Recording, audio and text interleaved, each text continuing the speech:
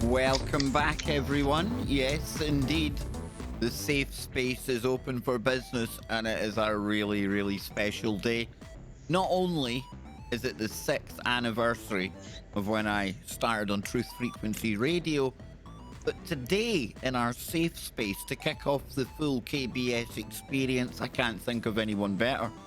I have got one of your favourites, one of my favourites, the Nano Girl. She's back. Look at her there. Yo, Nano. Hey, how are you? Happy anniversary, Kev. 6 years. Can you believe it? No, I can't quite believe that myself. You know, last month I mentioned to you that it would be the anniversary day today, and you'd put it on your calendar. I had mentioned it to Ryan Gable. I had mentioned it to about 50 other people, including my good friend Don Wiskin. And at the time, with all of you people putting it on your calendars, guess who didn't put it on their calendar? Yours truly. So Nano Girl messaged me, I think it was yesterday, day before, whenever it was. And it just wouldn't be the same. It could not be the anniversary without Nano Girl playing some part in this special day. Now, my only regret is that it's just the two of us here, Nano. And I wish Johnny Whistles could be here with us today, because he was obviously, you know, it was the three amigos when we were doing our shows. But big shout out to Johnny Whistles. I hope you're doing well, brother. And yeah, you definitely are missed, and very, very, very, very missed by the audience as well. But we've got Nano here. How you doing? What you been up to? I'll see. I'm doing great, and as I mentioned, the weather here has been pretty beautiful, and so I'm still taking a walk to the beach every day and looking for new jobs and meeting new people and networking and kind of getting used to my new home. So it's been nice. How's the job hunting going? Is it okay? How is work in that area?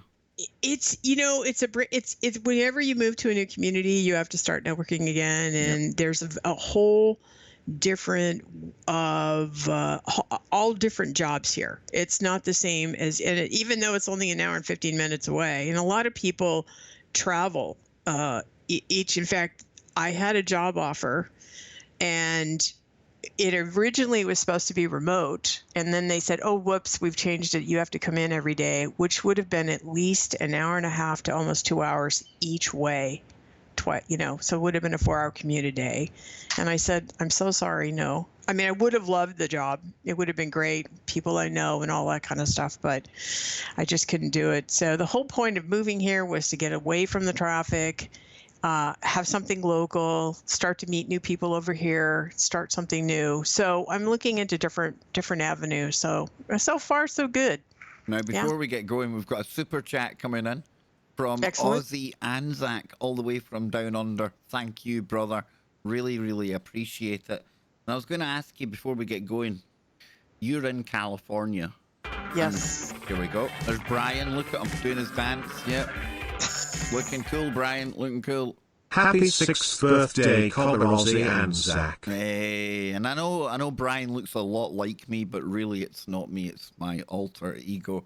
But yeah, back to what I was going to ask you there. Joe Yeah. Joseph really shocked me. I was quite taken aback the other night because we used to laugh and we used to joke with you about the big one, and you know what Joe's like. Yes. And he sent me through a couple of videos and he said, Kev, you really need to take a look at this. And it was about the coastal erosion in California. You know, I had no idea that there was parts of the coastline there, you know, people had been moved out of holiday homes and literally just crumbling away. Now, this was the first time I'd really heard about it, Nano. And with you being in California, I mean, is this something that you hear about happening? Is it a real and present danger? Or are me and Joe just maybe going over the top a little bit? You guys brought up something I hadn't heard about. I mean, I walk to the beach every day and I haven't noticed it. I think things like this happen on and off where someone will say, okay, you know, and I know when I lived in Half Moon Bay, I lived there for 3 years, different parts of it were starting to get eroded. And it just depends on, you know, the water level and what happens. I mean, I'm not an expert on this at all, obviously. Yeah. But when you guys brought that up, I actually hadn't heard that before. And so I didn't realize that was true. So Well, let's hope it's not. Thanks for letting me know. Since I live Hey, here. I just hope it's not as bad as myself and Joe first assumed. That's all I can say. But I'm pleased to hear you're not in any precarious location. You're not on any Yeah. cliff top, anything like that. Good stuff. So, Nano, what have you put? So far, so good. Yeah. So far. If we see the house Yeah. starting to tip, we'll call we'll get Joe to get you out of there since he's so obsessed with California. I know, and I didn't know. Well, I know there's the earthquake obsession, but Have you, I'm starting to notice though. It's starting to become quite obvious that Joe has I think he's got a yearning to be in California. Don't you think? It's as if you he's, know, he don't is. He's you obsessed. think he has the makings for a real California person? I do actually. I can see him wandering about a beach. Yep, definitely. Absolutely. So, Nano, what have you thrown together today? Because when you come to the show, you always put together lovely slides, a little presentation, and there's so much going on in the world to talk about. So I'm going to bring up your first slide here. Absolutely. And I love the balloons. I love the alien balloons. Very nice touch. Very apt for yours truly here. Yes. 6 whole years. And by the end of the show, we'll head on over to TFR and we'll try and find out when we done our first show together. You think it was 2016, right? I do. It was sometime in 2016. And I remember, I don't remember what we talked about, but because I was thinking about it yesterday, but I remember starting out on your show. And I think it was every other Tuesday for a while, and then it was every Tuesday, but yep. Yeah, And Nano Night. We had Nano Night. It was a designated day. You had your own day of the week, like American football. I did. You did? I did. And I had a job that supported that. Yeah. And that I was able to take off and go home and get the show rolling. And then I had 4,000 tons of notes all over my house. And in true synchronicity, during your time on the show, you know, there was you almost got a job at D-Wave. Yes, I know. In retrospect, it's probably good in some ways that I didn't, because I was ready to make a bigger change. And that was, you know, that D-Wave is located in the middle of Palo Alto. And it would have taken a tremendous amount of energy to be there. So in some ways, it was like maybe better to put the energy over here and start something new. You know what I mean? Yeah. Like I figured at the time, if I didn't get it, it wasn't because I wouldn't have been good. It was because it was not my time. I had a really good vibe for you when that one came along. I had a good vibe. I remember telling you it was a good vibe. It was a total good vibe. And those people were so doggone nice. They really were. I didn't see Satan running around the halls. I'm just going to tell you.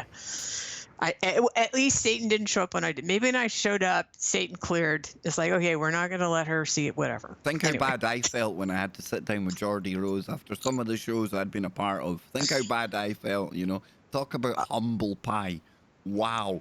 And like you say, what made it really worse and compounded everything was the fact he was absolutely brand new. What a lovely guy on and off air. I'm thinking, oh, dear me. But yeah. Yeah, that's what I'm saying. I mean, and the founder, Eric, right? Eric. And I'll tell you, that was the most starstruck I have been in years, was trying to interview with somebody that I'd got used to seeing on YouTube, who I admired so greatly, who's so brilliant. And not only was it was beyond 30 minutes, it was an hour. It took me 30 minutes to stop. In my head, I kept saying, get here. This is not a YouTube. You're in an interview. Yes, you're talking to him. Get here, get here. It took 30 minutes to just get him off the pedestal and try to have a conversation with him. It was, oh my God. But you see, this is why, you know, on top of the fact you're quite an infectious personality and people just instantly like you, you know, you have got your foot into that Silicon Valley world. And, you know, on a more professional show type level, you really have. I mean, you took to the airwaves with me on air. I'm still, today, you know, smiling sometimes when I read articles because you were talking about things years ahead of when they actually came to fruition. Some of them have come along, some of them haven't, because you were looking at startups and all the kind of future technology that was coming our way. And it's, you know, it's startling. If we had a checklist of all the things that we talked about, just how many of those things now have come to pass. And we're living in a world where the night scope is now doing security, rolling about buildings and delivering mail. And you were the first person to show us that little R2-D2 type robot, you know? Yeah. And what about Zoom Pizza? So they laid all their pizza people off, and now they're doing sustainable packaging.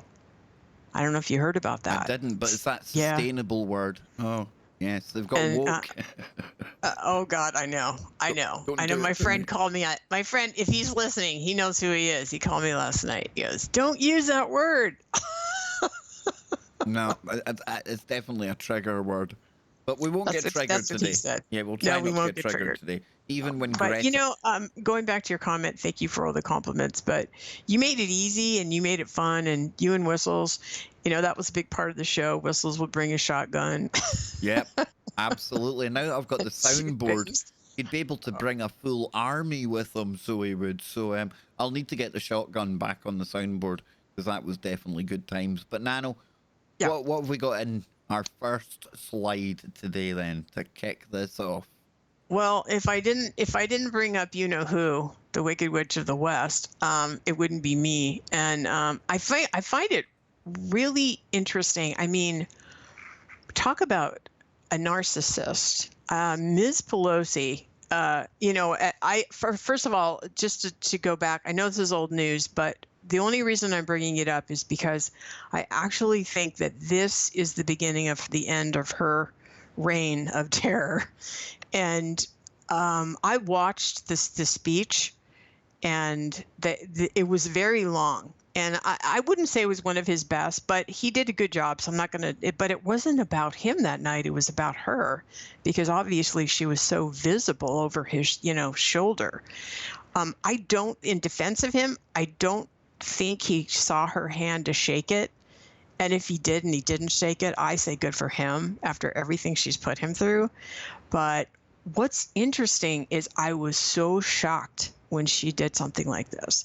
And I think, you know, I would say this. I think for those of us who have been on the planet a pretty long time, the Congress and the Senate and the presidency might mean something different to a lot of the younger people, because we've been able to see reasonable people in some of these positions before, and we haven't seen all this bickering and fighting and petty behavior. And in some ways, I think they've really reduced the character of our Congress to something so low, you know, like the squad and dressing in white like that. I mean, I was even disgusted to see them do that again, you know. But when she ripped up the speech, I was speechless. I was like, you did not just do that. Are you kidding me? And coming from a professional position, just from a professional position, being in business, one of the things you never do is you never get in an email war, you never flame people. You never would do anything that ridiculous, because it's ultimately going to just kill your career. No one will forget it. And this is exactly what's happened. It's something I didn't know, but I guess the freshman congressman actually from her own party confronted her and called her out for that behavior. She's still denying that it was not the right thing to do. And I think at this point, this is one of the first times I think she's not going to get away with it. People called for her resignation, et cetera, et cetera. So to me, this is the turning of the tide. I think this is a good thing. If you step 25 steps back, the only reason I'm bringing it up is not to talk about her ripping up the speech, other than to say the press, is, as we all know, have been behind these people, but even they can't protect her from this. The visual on this was shocking. And so no matter what she said, it's not going to work this time. Yeah, I mean, this is one of the few kind of like political events that gets covered live. Yes. You know, in the UK, apart from like maybe the inauguration and stuff like that. But right, it was a hell of a speech. He does give a good speech. I'll give him that. And I know he doesn't write them and things, but yeah, you know, looking from the outside in, I could only imagine how embarrassing that must have been to some people to see the way that she was acting. And this whole thing with them dressing in white, you know, it's just, do you know what it reminds me of? And I hate to say this, and people in Scotland will probably hate me for it, but it's the Scottish National Party. You know, we've done really well, or they've done really well in recent times, getting down politicians into Westminster, or Westmonster, as I call it. And just recently, we had a whole batch of new politicians just elected, getting sworn in, as you do. And, you know, it's just so crass. You had one of them stood there, hand on the Bible, crossing his fingers, and it just reminded me of the way that that side of things is acting in America, you know. A bit of an embarrassment. And they sit in Westminster and they shout away and they shout things down and they start singing Scottish songs, and it's just, you're like, wow, just drop it, you know, just get over it, get back to work. Well, being there should be a privilege. How many of us would love to have that role? And we would probably do a far better job. At least we wouldn't be an embarrassment, those of us who really love our country. And this is why I've always been against the squad, because I don't think they love America. And if they don't love America, why are they there? I mean, they've really shown their true colors as far as I'm concerned. And that's my main thinking about this is that, you know, as we walk through 2020, I think more and more their behavior is going to be not tolerated. And that's part of the conversation I'd like to have later, is that at one point do we say enough's enough? And I think with this woman, I think to me that was the bottom line. It's time for her to resign. It really is time for her to leave. She has people. I think she's out for a re-election this election, and one of her competitors was on. One of the things I was going to share today is we have a really good local radio station that just focuses on Monterey, Santa Cruz area, and barely Carmel. It's kind of funny. It's like, well, we don't really always talk about Carmel. It's like another Winter Wonderland or something, which is not that far from Monterey, by the way. And but it's kind of focuses here. So I'm living in Marina, you know, Santa Cruz, Seaside, Pacific Grove, that kind of area, and the guy that's running against her was actually on the radio show and talking about, you know, what it's like, you know, and that kind of stuff. And God, if we could unelect some of these people and get them out of here, it's just time. They've been there too long. And if you aren't going to cherish the role, please leave. Your whole point of being there is to serve the people, not to serve your ego, not to serve the people that are paying you $1 million or bribe you or whatever it is, you know. And I think more and more, all of us are just enough's enough. Anyway, so I totally agree with you. You know, sitting watching when he was doing the speech, when he was saying things, her rolling her eyes and looking over at the oh squad. my God. You're thinking, wow. The one good thing is, I think, or my opinion, for what it's worth, being outside the US, you Yeah. know, I reckon this next election, and you know me, Nano, I don't go any side. I don't trust any of them. Right. But I do think that a resounding defeat might be in order here. It might be coming up. Yeah. And hopefully, you know, that's going to see this whole version of the Democratic Party. Maybe it just has to change, you know, maybe it can't go any further. It can't get any lower. And how people can be attracted to vote for that side the way that they, you know, carry themselves right now, Yeah. it's beyond me. Sometimes I Right. think that between what's going on in America with Trump, with them, and what's happening over here with Boris Johnson, it's almost as if they're Yes. trying to make politics that ridiculous that we look for something new. You know, they're just trying to drag it so far into the ground, make it so ridiculous that Mhm. eventually, you know, we do need something new. The only problem is their something new is what they've always planned for, some kind of global government, right?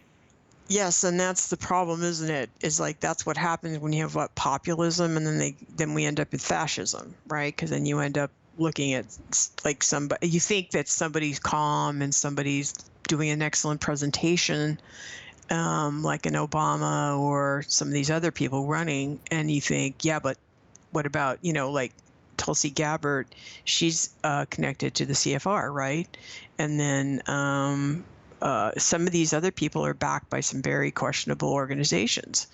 And I don't like the fact that she's attached to that. I was interested in her until I found out, but we all know what that is. I mean, Hillary's attached to that. I was interesting to see those two sort of attack each other, you know, when they both belong to the same group, but maybe that's the plan. They should all be made to wear NASCAR outfits and display what companies and what kind of Yes. groups are sponsoring them and paying them heinous amounts of money to And then have the represent them. amount. Yeah, to represent And on the them. back, They don't yeah, represent the people anymore. They just no, represent these companies that are paying their heinous kind of yeah, wages and payoffs in the yeah, background. But I they did hear a certainly. rumor. That Hmm. Broomstick One might not be going away just yet because Bloomberg might be taking Hillary with I them. know. Am I getting ready to dust off my Photoshop and get Broomstick One back out again, Nano? Is Hillary Clinton going to slither back from the deepest part of the swamp and be in this election? Well, considering she just keeps throwing it, the entity Hillary just keeps showing up in different clone bodies, Yeah, one of or them. Who even, knows? well, and I'm not going to use the word clone. I'm just going to say the doubles. Let's do doubles, because I'm telling you, that is not her. That is not her. Whoever it is showing up. No, no. As somebody who's as old as I am, and Hillary's supposed to be older than me, no. And remember that whole thing when No. she had a funny turn and then she went to Chelsea's apartment and then Oh, she came yeah. out half an hour later and now that wasn't her. Definitely not her, right? No. And it wasn't her at the funeral, Bush's funeral. That wasn't her. No. No. Nope. I mean, look at Bill. If you put her and Bill next to each other, she looks years younger than him. Yeah, he looks about Years 200. younger. He looks about 212 and looks like you need to take the head off him to put him in the But ground. the Some kind of Hillary Highlander. brand, exactly. But the Hillary brand keeps on ticking for them. They can use the brand. She makes money. She, the entity, the name brings all kinds of goodies. So they'll just keep using it until it's done, and then otherwise they'll kill her off, and we'll have a big funeral and say what a wonderful person she was. Oh, barf. Yep, Natalie in the chat room, she agrees, not her. Max, he says Hillary suddenly lost all her facial wrinkles. Yep, see, weird, I remember the bad shakes. Yep, Mart. I think everyone is absolutely in agreement with what you're saying here. I haven't actually watched her in a long time. Yeah. Or well, I wouldn't be watching her anyway. It'd be her double by now by the sound of it. I'm going to have to check her out. Definitely Check gonna have to out check her. it out. Check out where you think that the most wrinkles would be for somebody her age, like her neck. Yeah, yeah. Yeah. Oh yeah. Nope. No wrinkles. Her hands are smooth.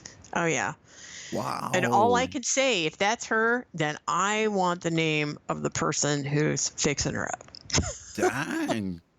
Huh? Hollywood should be so lucky. There you go. Talking of Hollywood looks. Yes. There we go. There's our next Oh, slide. there's my second favorite. And just to the listeners, these are the only political ones I'm going to do because politics is not the Kev Baker way. But speaking of, oh please God, it's time for her to go. She's facing 13 challengers, 8 Republicans and 5 Democrats. Yep. Now Miss AOC has a ton of money. I mean, a ton for somebody in Congress, and somebody who's been there a year and a half, because of what their terms are 2 years, but it's not necessarily in the bag that she's going to lose, unfortunately, at least not right now. We can only pray. I can pray that she's going to leave. Going back to the white, the one thing I wanted to say is, do you guys have See's Candy in where you are? No. Okay, we have a place here that's I'm sure they're all over the place, and so they sell this special candy called See's, SEE''S. And when you work there, you have to wear white. And every time I see the ladies show up to Congress and they're white, all I can see is a sea of See's Candy. That's it. It's ladies in the See's Candy store. But anyway, yeah. And this was the girl that, keep in mind, our little friend here threatened her colleagues to take their names and make sure they didn't have their jobs if they didn't do what she wanted. And they didn't, and she did. And hopefully they took her name. And hopefully they're backing these other people. And hopefully they're behind getting rid of her. I would just love to see at least 2 or 3 of the squad people gone. That would be so nice. The bank account is very interesting. Mm-hmm. She definitely was spouting very, very globalist kind of mantras. I wonder where all that money was coming from, eh? Certainly wasn't It's outside. her, It's actually outside her district. Oh, there you go. Yep. So she's getting her money from all other places but that. And again, that goes to all the money in politics, which is probably one of the most biggest corruptors, i.e. Bloomberg and his $400 million worth of commercials. And if you live here and I don't have a TV, but unfortunately I run into his ads, and he's on the radio sometimes. I do a lot of radio listening when I'm not doing YouTube stuff. And there he is. Ooh. Ew. Ew. But anyway, yeah, $400 million of ads. Now, I fear if she does go away from Congress, she'll appear somewhere else. She'll be back somewhere, Miss AOC. I don't know. think she's the Nancy Pelosi in training. She's the next Hillary Clinton in training. She's got all the vibes of both of those ladies. She's got all the criteria. She's definitely well managed. She's definitely got people behind her. Yep. Yeah. Big time. Yep. She now does. then, Okay. on to this. Dang, Nanogirl. Let me ask you what's been happening, because we haven't had a chance to talk about this. We talked briefly before the show, but yeah. COVID-19. I've been looking at it for a good while now, but what's your take on what's going on with it? And I do want to compliment you again, too, that you and Joe and Scott and Popeye have done a really great job of presenting it. And so for everybody knows, I don't use the chat when I'm listening to Kev because I can't do 2 things at once. It's really sad. So I'm in the background listening. You did such a great job. So as I mentioned to you in the beginning, I had feet in the Joe camp where he said it was the sniffles. And a foot in, I only have 2 feet, 1 foot in his camp and 1 foot in your camp, where it was like, no, this is getting serious, and so I have to say, when you see pictures of China and their manufacturing shut down, their streets are empty, and they've got all these guys quarantined, it is cause for concern. And so I've started, kind of thinking about what I should be doing here, and I've started prepping for myself because I'm at least thinking if our distribution gets disrupted, at the very least that could happen. And I'm trying to learn as much about this stuff as I can. And the frustrating part is trying to get any information on it that you can take to the bank, or you can say, okay, this is what it is. These are the symptoms. This is what I'd look for, because it looks so much like flu, blah, blah, blah, So I don't know. I guess I'm leaning more and more every day as this rolls out towards Rutro. And then was it Congressman? Who was the congressman that came out? Was it yesterday or the day before that said he thought it was a bioweapon? Yeah, Cotton? somebody Cotton, and I'll give him Cotton, yeah, credit Congressman because Cotton. he might even have been one of the first people round about the time when I heard Mr. Metaker talking about the Wuhan the lab in Wuhan. It was round about that very same time that congressman, and you're talking about an interview I think he done on Fox TV. Watched a bit of that yesterday, the day before. Very good.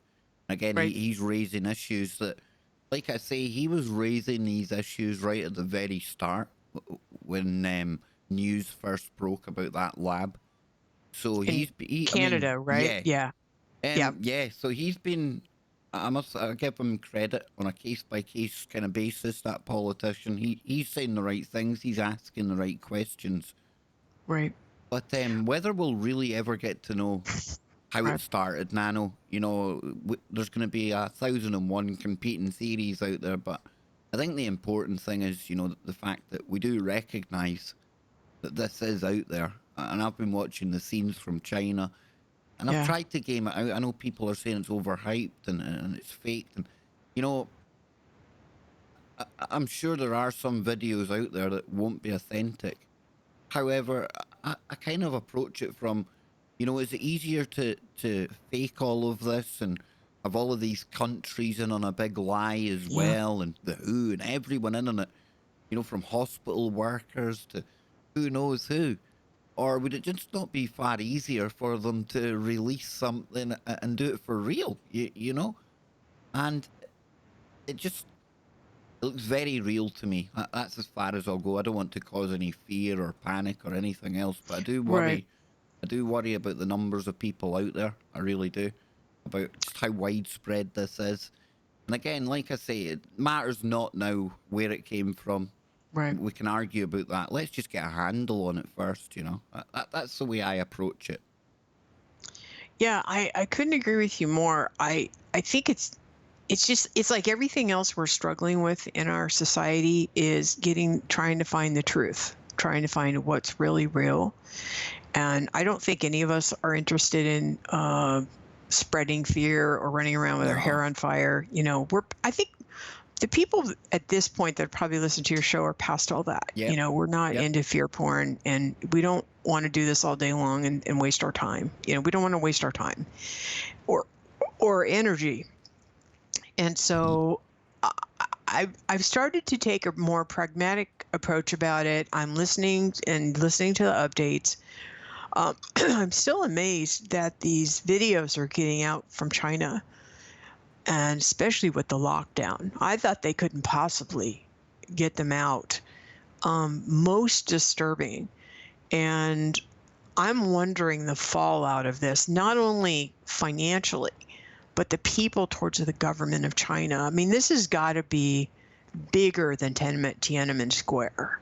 When you think about the fallout, when this is over, I mean, when they barricaded those people in their apartment with it looked like a metal thing, are they going to go back and let them out later, or they just get to die there? Did they check if they've got enough water? Did they check if they've got enough food to be in there? It's shocking. What about the people that get thrown in those trucks? Are they coming back? And what about all the crematorium? I mean, is this how you rid your country of millions of people? Is this what this looks like? And so we get to watch it on YouTube and we get to watch it on Twitter. We've got, it's horrifying. The Discord group. We've got a current live stream room in there where people drop information. Jason and Brian and Annabelle and everyone else that's been dropping stuff in there. It's really helped me keep up to date with some of the stuff that's coming out. The thing is, I honestly don't know how much of this to show. A, because Yeah. you can't prove if it's real and people will always say Right. that. But B, really bloody disturbing some of the things I'm seeing. And I'm not too happy about showing other people that, and leaving them Right. feeling the way I felt. But I just, it doesn't make sense, for China to do this to themselves on purpose, the way that we know everything about China. Right. And then there's that mandate from heaven thing, this thing about the Chinese saving face and everything else. And I really, China right now, it's going to be really interesting to watch what happens once they get a Mm-hmm. handle on this, because I do think this Yeah. might be the impetus that the people need to maybe go for some change. But in a hardline country like that, I don't know how that goes down, Nanogirl. And I fear that with something like this going on, it's an easy time for people that maybe are vocal against the government to conveniently disappear, shall we say. There 1 minute, gone the next. Because, well, they've got coronavirus, right? They need to be taken to quarantine. Right. That kind of thing. Yeah, the people that have come out and have spoken, there's a couple of them I followed. Now they're gone, Yep. and they said that they'd probably be taken, and we don't see them anymore. I mean, talk about courage, and and facing this kind of dark regime. And you'd think that the people in Washington would get a glimpse of this and go, "Is this, because I think we, the people out here that are awake, are saying, is this is what you want for us? This is where you think we should go?" Now, in the chat room, they're saying, this is how China puts an end to all protests. Yeah. If that was the case, I would have expected them to release it, at least a deniable distance from their biolab. Yeah. Maybe in Hong Kong, maybe. Again, it just... and look at the trade. Look how it's affected trade and everything now, right? And you've got inflation going on in Yeah. China. That is one hell of a way to get rid of a protest. Because in reality, Yeah. by doing this, they're giving the protesters near enough everything they want. The collapse of the Communist Party in China, So I don't know, that kind of backfires if that's why they've done this, or if there's an element of truth in that. Again, I try and war game things out in my head, Nano. It doesn't always mean I'm right, but Yeah. it's such a self-inflicted wound if they've done it this way, I don't think that they would do this on purpose. No, I've I can't game it never anyway. I can't game it I that way. think that the only thing I might believe here is that we arrested the Harvard professor that was involved in creating that lab in Wuhan, right? We arrested him, and he had been hired. Now the government might have known. I can't believe he did that. They paid him all that money, and the government didn't know about that. That, I think, isn't true. I think they did know about Wuhan and what was going on. I think this was an accident of some kind, because I don't think they do it to themselves like this. It's too costly. It sounds like Xi Jinping didn't know as soon as he should have known, because in this kind of regime, you don't Who ever do you tell bad news. Exactly. A top-down You'll get your regime. head chopped off. Exactly. So they didn't, and that's the downside to authoritarian anything, authoritarian parenting, authoritarian anything, is you have locked down every voice for everything, and no one will tell you anything, and that's the price you pay. And it's like somebody phoned up the show as well, Nano. I can't remember who it was. Pardon me, but they were saying, they'd worked on this and that, and yeah, you can have all these safety measures in place and things, but in the end of the day, it's just humans in there. And we've seen historically, since the turn of the century, there's been a number of times that things have got out of the lab, admittedly got out of the lab by accident in China. So there's precedent there. That suggests that there's obviously some kind of breakdown in what's meant to be a high standard of kind of cleanliness and sterility in these places. So and it's where it starts. It's just too close to the one place where you would make these crazy viruses. It's just, if you were doing it, if this is some kind of like, we're going to do it to stop protests. I mean, whoever picked a market just up the road from where they make the stuff, that's crazy. Talk about giving the game away. And that's why it doesn't play out for me. No, it doesn't play out for me either. And I think that it's going to take them a very long time to get their economy back. I mean, even if everything got cleaned up tomorrow, they're still way behind. And Apple's forecasting, making less money than they forecasted they would, and all the, not that I feel sorry for Apple at all, but I'm just saying, I mean, that's already started. So, and that's kind of was one of my next points too, is if we go to the next slide. Oh, before we leave this one, I just wanted to mention, I didn't know this. I saw this on Twitter today.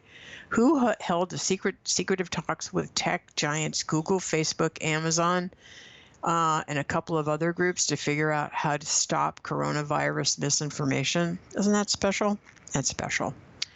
Goody. All right, let's go to the next slide. I'm like, of course they did. God forbid we get information. So I think, as I mentioned, I didn't realize this. One of my friends sent me this article that the coronavirus outbreak in China has exposed America's dangerous dependence on Chinese production of pharmaceutical and medical supplies, including an estimated 97% of all antibiotics and 80% of the active pharmaceutical ingredients needed for domestic drug production. If they wanted to bring down a country, that's how they do it there. They put it absolutely. in the pharmaceuticals. Do you know what I mean? Well, they're doing everything for us. And I'm thinking, I'm around long enough, and I was in business, and I remember having this conversation in 1999 with this guy. I was at a networking event, and I met him, and he seemed interesting, and we had coffee, and he told me exactly what they were going to do.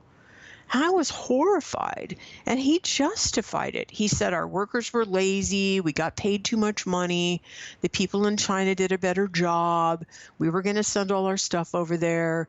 He was writing a book, he was working with Bush at the time, President Bush, and it was like, are you even an American? I was so disgusted. I mean, I didn't see him again. I didn't talk to him again. I thought, I just can't handle being around you. But everything he said has come true. And it's like, how could we be so stupid? It's just, stupidity 101. And this is not the only thing they're manufacturing for us. They're manufacturing everything. And they steal all our secrets. It's just horrifying. And then Nanogirl. This is Nanogirl's State of the Union speech. I'm telling you, yes, Nano, give it to them. Go. Well, I felt this way for a really long time, by the way. We're talking 21 years ago, and I remember that conversation with that guy. Ugh.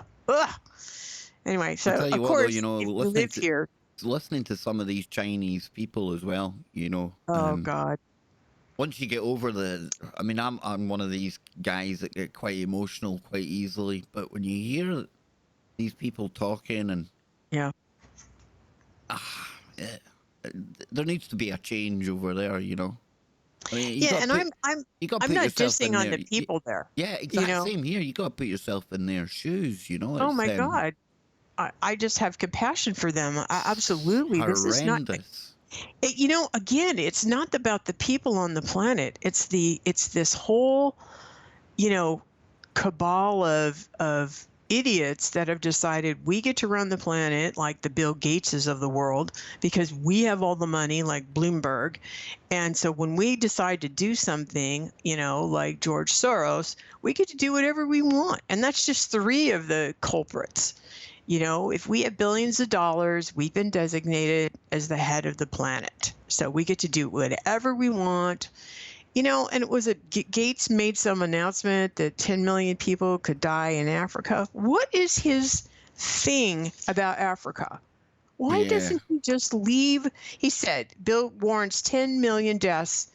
He was on Zero Hedge, and 10 million deaths of virus spreads to Africa. It's like, what is what is your thing with Africa? Get out of their country and leave them alone. They don't even like you. Anyway, It's quite telling when you see some it of is. these countries where the people, the minute the Red Cross or the UN turn up, they're running with their children for their lives. They see They these, should. they see these people as being the ones that are bringing bad stuff to the area, as opposed to coming in and protecting them. And I get it. A lot of these villages are quite tribal. They've got a different way of life than us. They've got witch doctors and who knows Right. what else going on.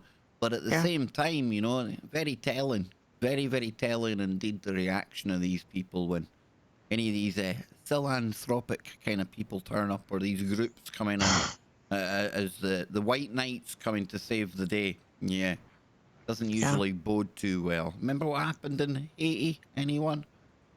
Yes, indeed. But anyway, you've put in place here some food, water, pets. Is this like a little kind of how to prepare yourself for maybe just the inevitable or something going down? Yeah, as I mentioned, I started prepping myself at least for, I went and got, yesterday, I went and bought some masks. I got 2 months worth of my medicine because obviously it was Yes. COPD, and Yes. I tell you, I've got nothing but good things to say about my doctor, my experience there. Didn't have Right. much to tell me because I don't think he knew much about the Right. actual thing going on just now, the COVID. But he Yeah. was didn't even have to ask twice. Absolutely seen where I was coming from, and Yeah. gave me 2 months of my meds, because obviously if that does end up over here, it's going for respiratory systems, right? So there's going to be a demand for the type of medication I'm on. So Right. I've done that. Myself and Anne, we've got extra stuff in. I can't say Yeah. we're going to be ready for like Walking Dead scenario, but maybe a week or so, because you got to be ready, and it really hammered it Right. home when you seen what was happening in China. And Yes. that's as real as it's ever got to me. I've never seen scenes like this before. And I know people will be rolling their eyes out there. Oh, Kev, it's all fake. Well, that's cool. That's your opinion. But I've got a family to think about. And I have to think to myself, what happens if Glasgow, being a smart city, this would be really easy to lock down, right? The way Wuhan has. It's got surveillance everywhere. And then Right. what happens if Anne and Kevin, what we're going to do? We go to the shops. You go to the shop and boom, nothing there. Right. So you have to Well, really think, well, how can I be ready for that, Nano? And it's good that you've taken a look at that. yeah. So and once I read this article, I was fired up, and like, okay, so I went and got, I'm more of a herbal person. That's kind of my thing. So I'm stocking up on herbal stuff. I didn't realize how much was made in China. I'm starting to read now not only do I read the labels, from now on, I'm going to read where it's being made. But if the distribution centers get overloaded or shut down or cut off, or they just can't get the products, you better order them now. The other thing I did was order all the things I like. This coffee that I like, it's decaf. It's really hard to find decaf coffee for some reason. And so I ordered online. I don't order very much, but I went and I have like 3 months extra of that, and shampoo and things like that I can't find locally. I have like 6 months of cat food for my cat. Well, get this. I was listening to, is it Peak Prosperity? I think that's the channel. Yes. They were talking about armed raids for like toilet paper. Yeah. Yes.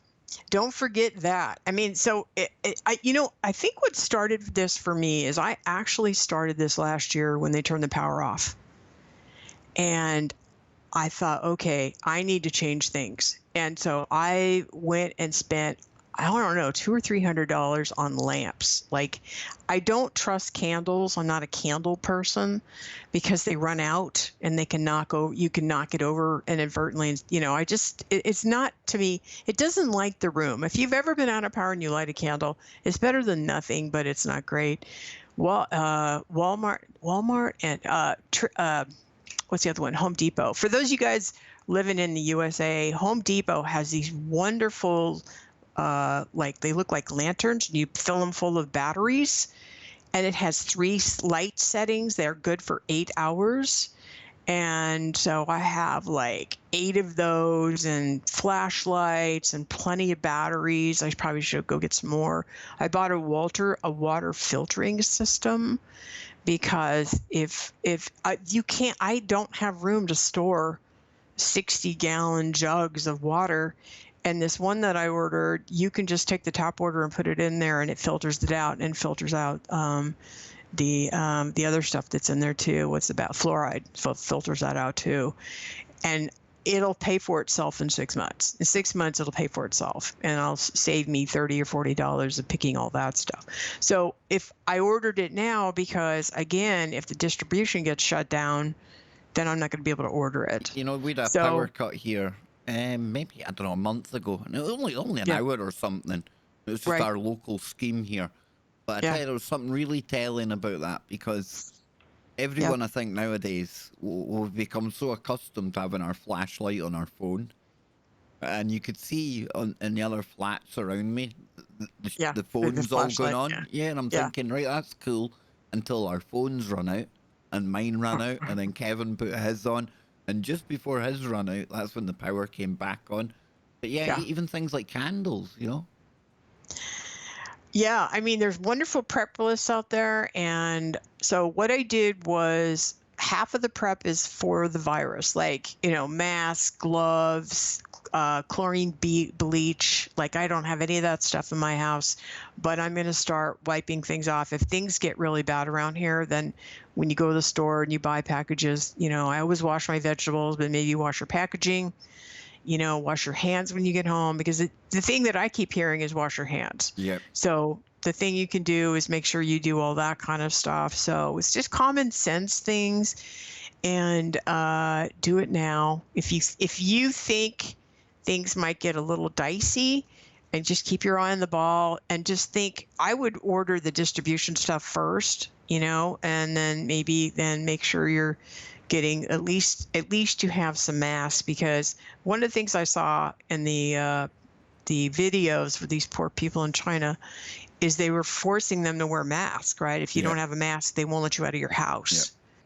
So I thought, well, it'd be better to have some than not have some. So anyway, that's kind of how I'm looking at it. And I'm learning a lot. And as I said, even Mr. Trump said, you guys should have 6 months worth of stuff in your home so you can be on your own for 6 months.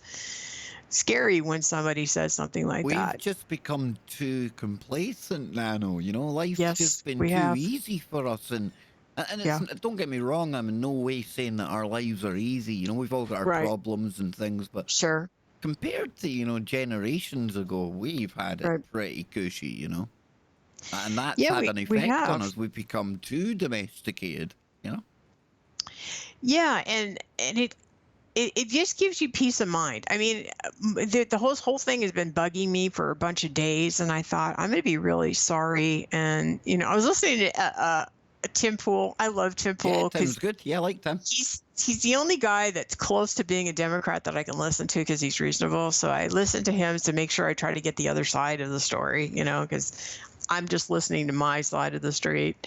But yeah, he said he's prepping, and he said, I'm not going to let my friends shame me, because so what if I have extra food? I'll just eat it. That's what it's not going to go to waste. People, even if you don't really buy into what you're seeing on the TV, but use it as an exercise. Just look at it and think, well, this is what it would look like, and use it as an exercise just to get yourself ready for who knows what might come down later on down the road. In 2020, it's been a hell of a year so far.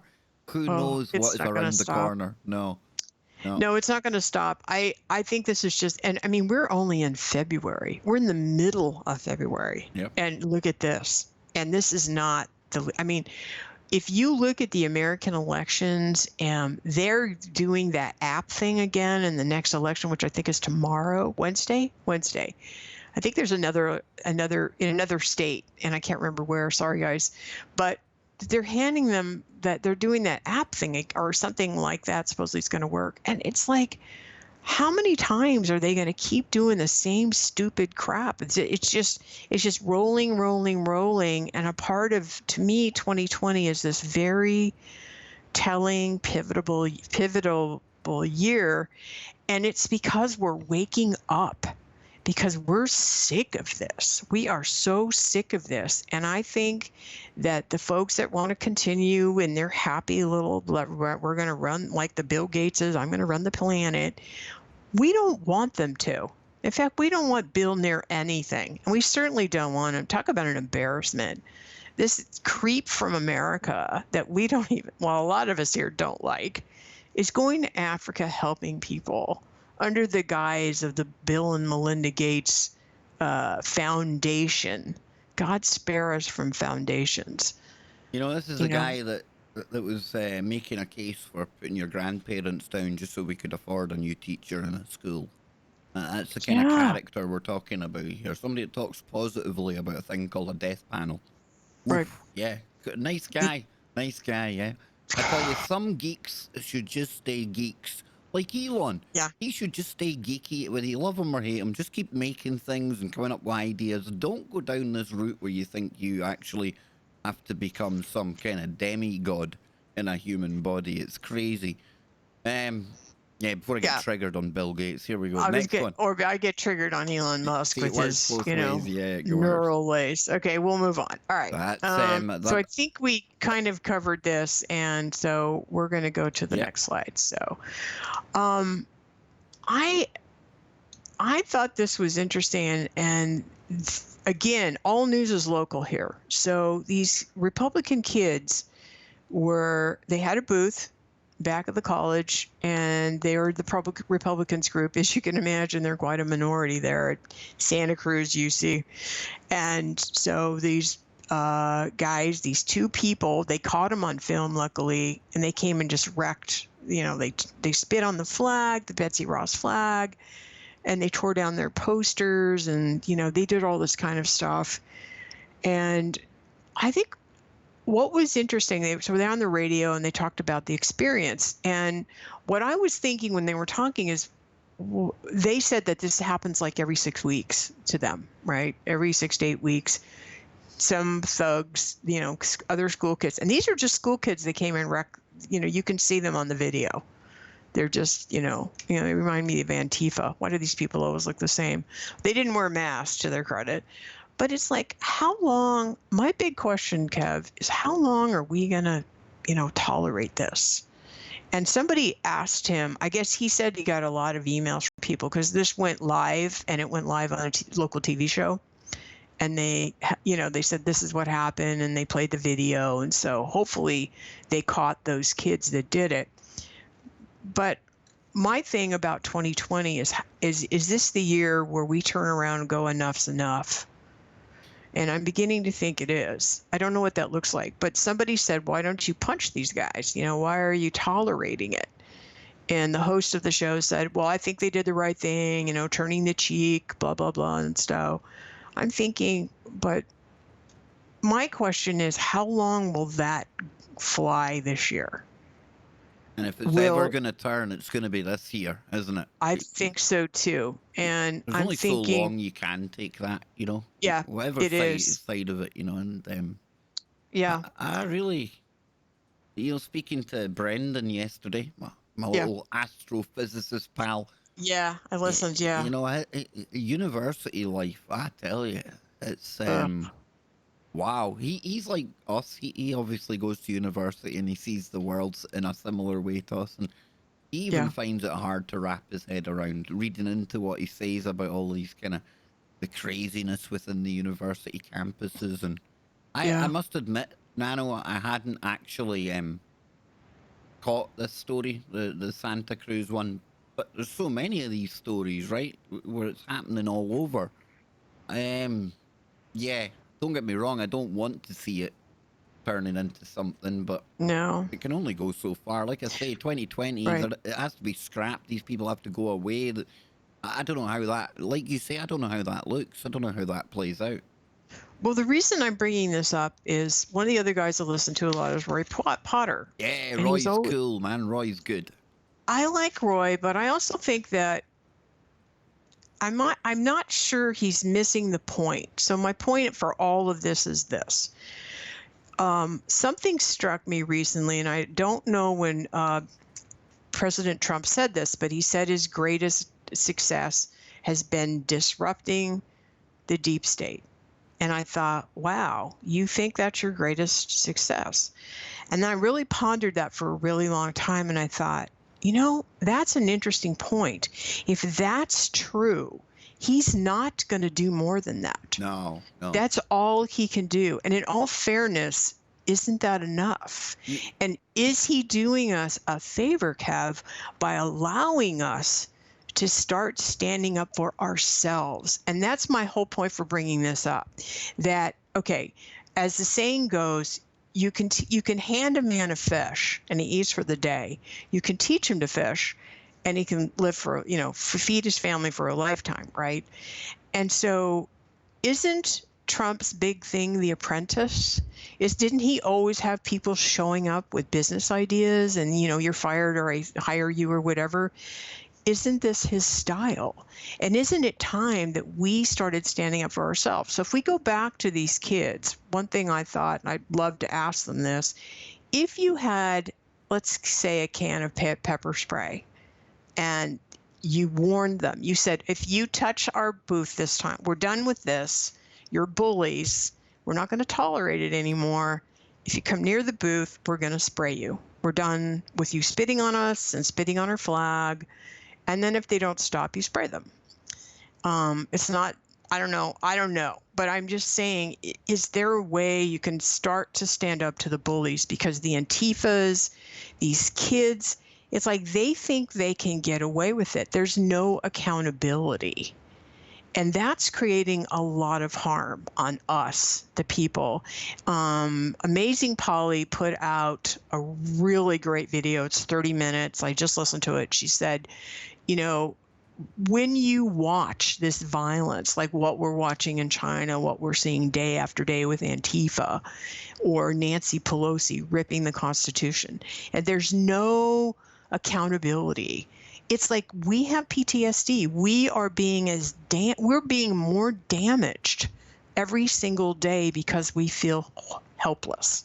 We feel like there's no justice. And justice is a part of us as humans. I really agree with that sentiment. So maybe pepper spray is not the answer. The kid feels like taking the high road is good. But don't we teach our kids at some point that bullying is not okay? And that just the only way you're going to stop a bully is to stand up to the bullies? And so how do we do that? How do you do that? And keep the moral high ground, Exactly. But I think we need to if I ever got on the Roy Potter show, I'd say, Roy, okay, Trump's not going to do what you want him to do because he feels like he's already done all he can do. Maybe you feel like he should be doing more. He doesn't. So you can't change that. But what you can change is the fact that he's giving us time. Don't waste it. How can we show up? And as Popeye always says, be the people that we are waiting for.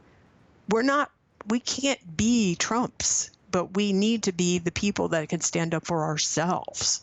I kind of think about that a lot. Because I tell you what, it's just kind of different view of this. If I'm pretty sure he's going to get another 4 years unless something horrendous happens. Yeah, I'm not holding my breath. It could happen. But then after that, that's when I fear for America, because what comes next? Because if he hasn't, and I have known, right. I've got no faith in him draining this swamp of his. He's had plenty of opportunities. He's named and shamed half of them, but that's as far as he's gone. And I know Alex Jones. I know he's not everyone's cup of tea. But even he's saying, you got to go further. You got to do something with these people. You got to go after them. I don't know how that looks. but it just doesn't seem to be going there. And No. that's got to be a worry, right? Because if you don't remove this poison from the swamp from Washington by the end of Yeah. this, by the end of the time he's there, love him or hate him, how long is it going to be before we get somebody like that in again that shakes up the pond, that might make a change? I don't know, it's a weird one. I could make a case for Trump for being one of us, and I could make a case for Trump for easily being one of them.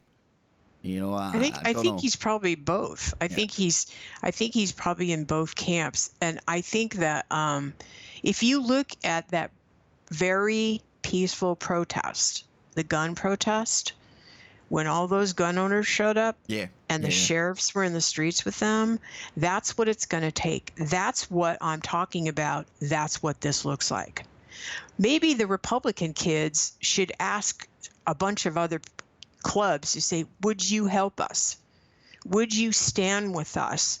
Maybe we'll only do our table once every other week, but we're going to ask you to stand with us.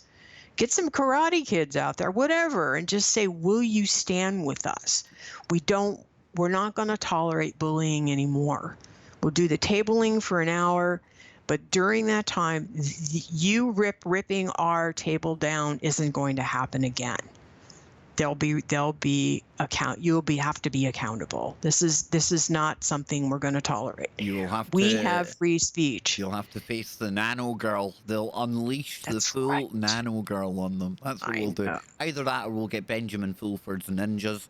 Maybe I could phone the ambassador. Maybe get some of his ninjas. Something like that. Oh, the ambassador. Come on. My God. On the 6th anniversary of KBS, I have to remember the good and the bad and the ugly.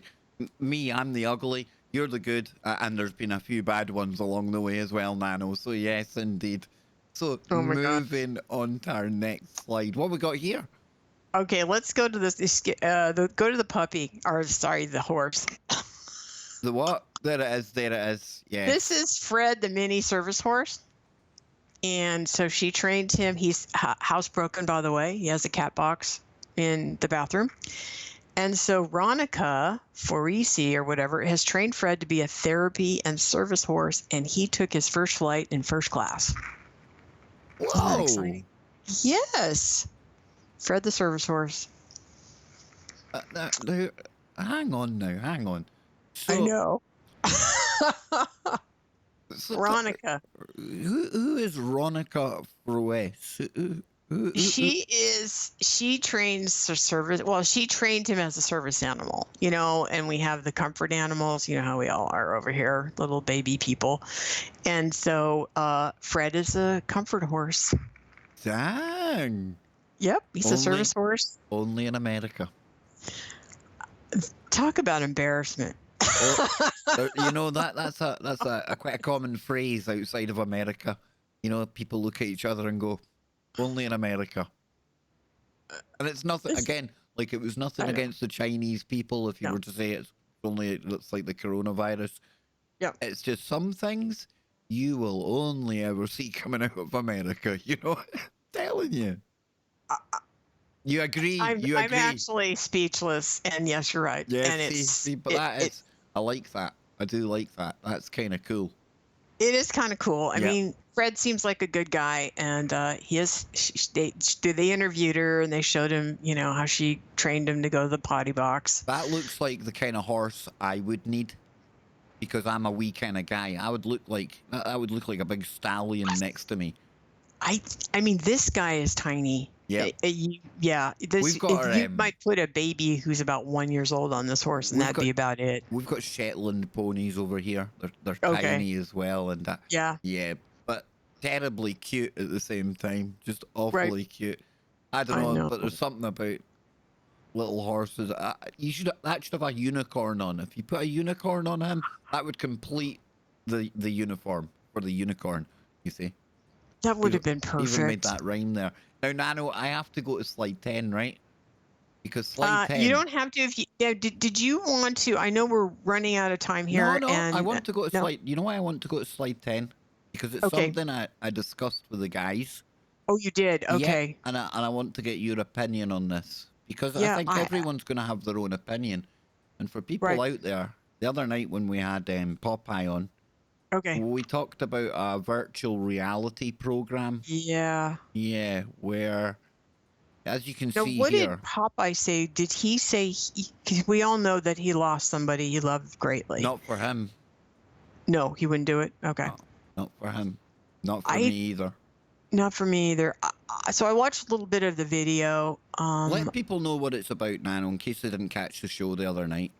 Okay, so what they did was this VR software reunites a grieving mom with a young daughter she lost 4 years ago, and so it sounds like they took pictures of her and video, if they had any video of her, and you know how they put virtual reality together, right? And then they took a real little girl and then superimposed her picture on it. I mean, you guys have probably seen how they do that, right? It's Yeah. kind of like how they did Avatar. And so if you play this link, you'll see her talking to her daughter. It's really sad. But the little girl is standing there and it seems real, but she can see it with the virtual reality goggles, and she said it was very helpful for her to heal. I don't want to play it because the last time I had to go and take that bit out because the company, whatever the company is, it gets copyright. But me personally, I mean, touch wood, I've never lost a child. I can't even begin to imagine. It makes me want to cry even thinking about it. Yeah. And I'd find it I find that very hard, Nano. You know. I think it would be shocking. Yeah. I think it would be shocking to have somebody you lost show up in a virtual reality and say things that somebody else plugged in for them to say.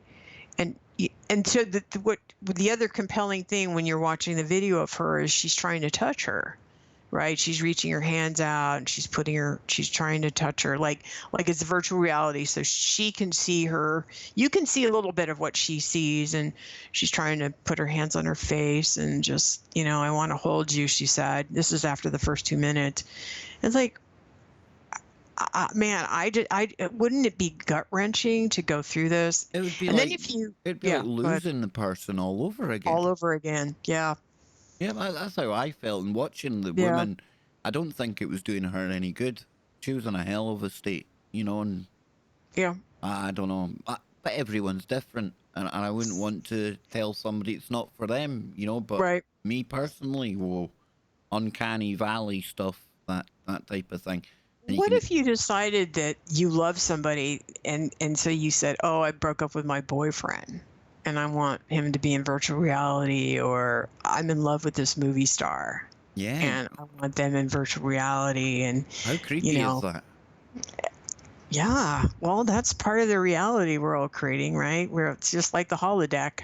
Yep, you're right. One of my favorite Star Treks, this was The Next Generation. One of the characters was having a real hard time with the crew. And so he created this whole software program where all of the crew members were something different.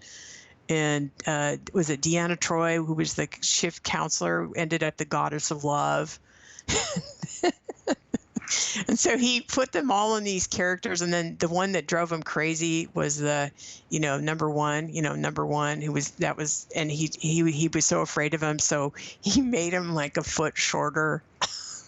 Oh, God. So what do you think of the new Picard? Have you been watching that? Yes, I love it. Yeah, well, I like it. New Picard. I do like it. Yeah, I'm impressed so far. I must admit. It's very thoughtful, and it's like, if you're a Trekkie, I mean, it's got all the ingredients. You got Data and Data's daughter, and all of the old 7 and 9 showed up. Who doesn't love that? And I didn't even know. I hadn't read anything about it. I didn't want to give myself even any idea what was going to be in it. And I must admit, when she turned up in it, Kev was very, very impressed. Toxic Kev, very, very impressed. Yes, indeed. I'm a toxic dude, Nano girl. That's that. So it's what else have we got here? Will we go back to number 8 or will we go to the next one? No, we're good. We covered it. We covered it all? Yeah, we did. Good job. Reality. Maybe that's the key. Just do 11. Don't do too many. Sometimes I make a meal that's too big. Better to have too many That's what I say, just in Yes, case you get bored. indeed. But no, what else? I mean, what else are you keeping your eye on apart from the corona and everything else? It's been a big year so far. Me and Scott, and we've had Max Yeah. on the show. We've had the two Maxes on the show.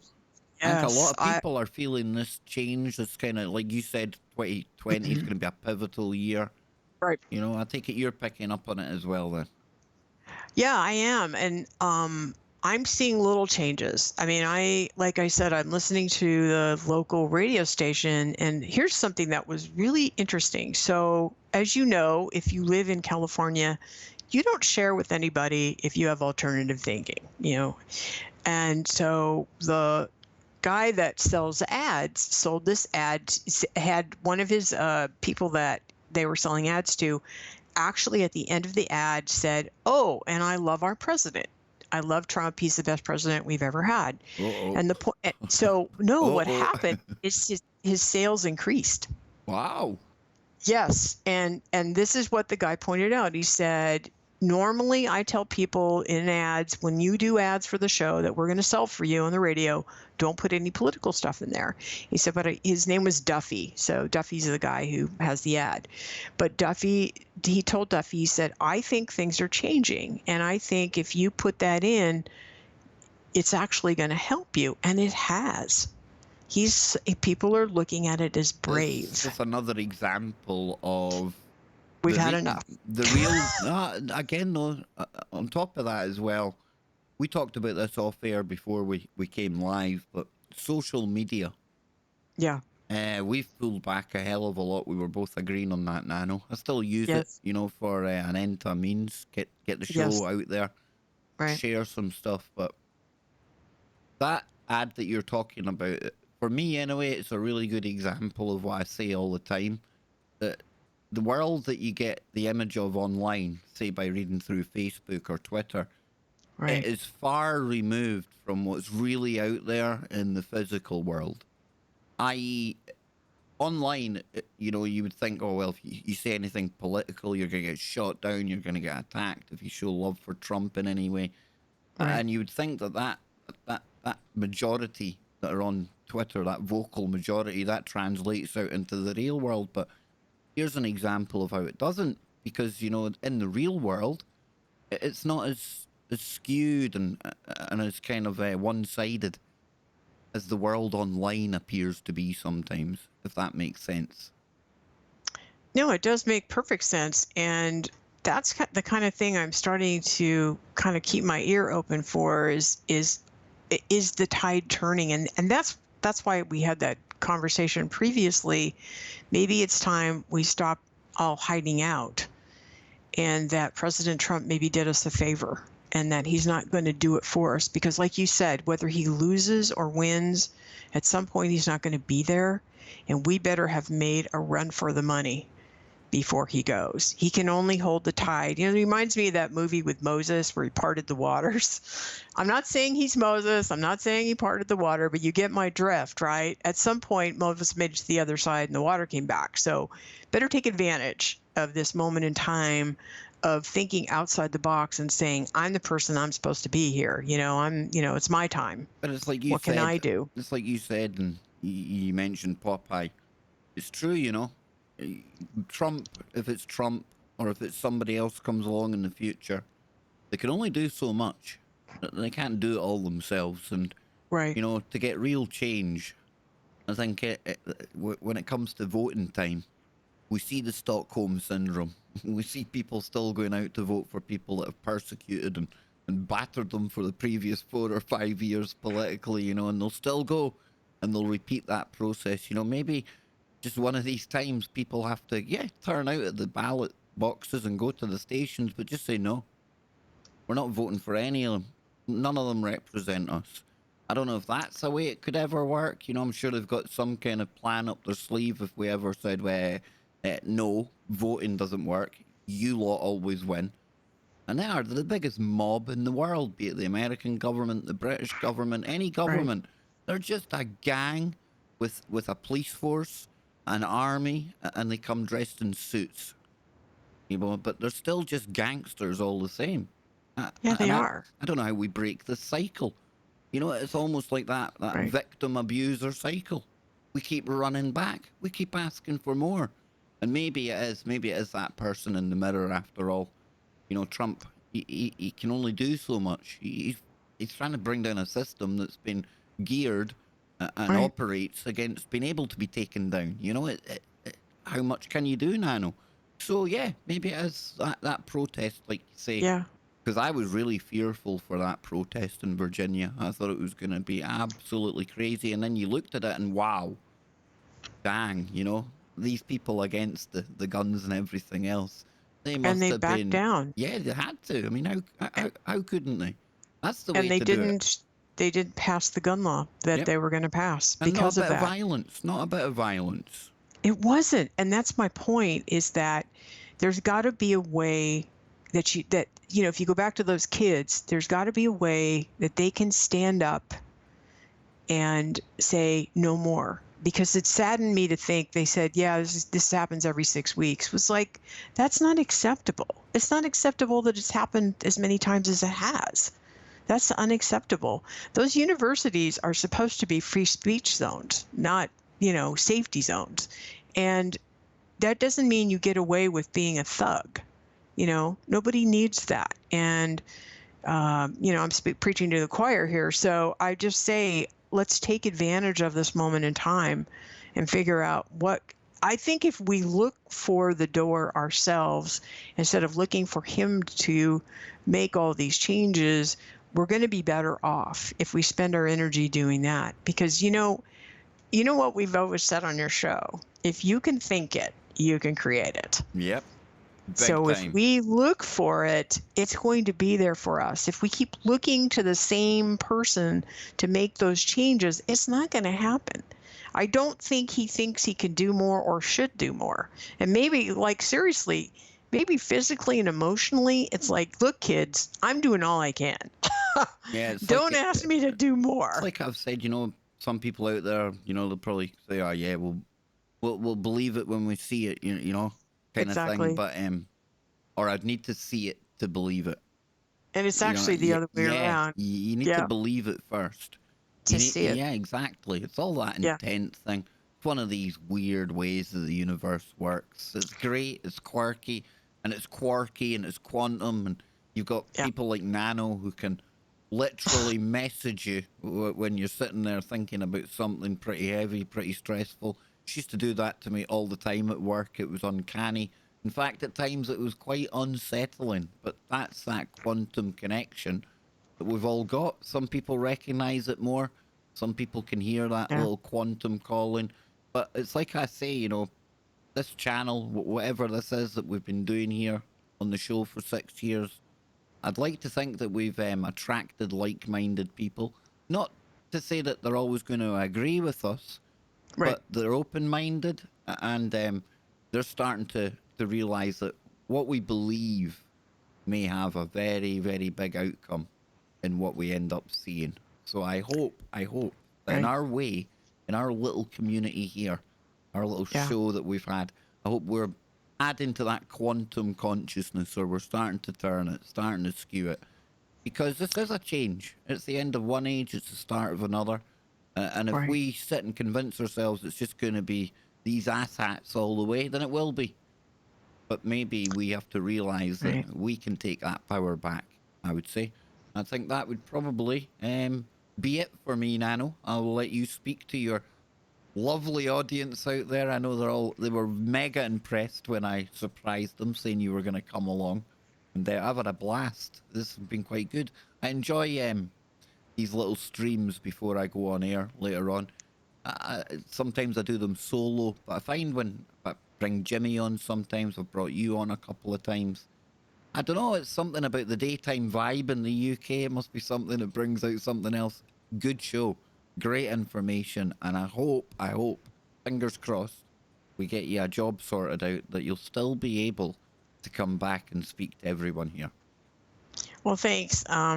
I just appreciate you giving me this opportunity to speak my heart and my mind. That I've always been grateful for that, and I can't believe it's been 4 years. It's been great. You've made it so easy for me every time I come on your show. You make it easy. We have such a good time. It's not been it, I'm always nervous before every show. I think that's just kind of normal, but I just want to thank you, Kev, for all of your years of hard work, and you deserve all the good stuff that's coming your way. This has been your dream, and you've really done such a great job, in my opinion. So keep up the good work. Many more anniversaries to go.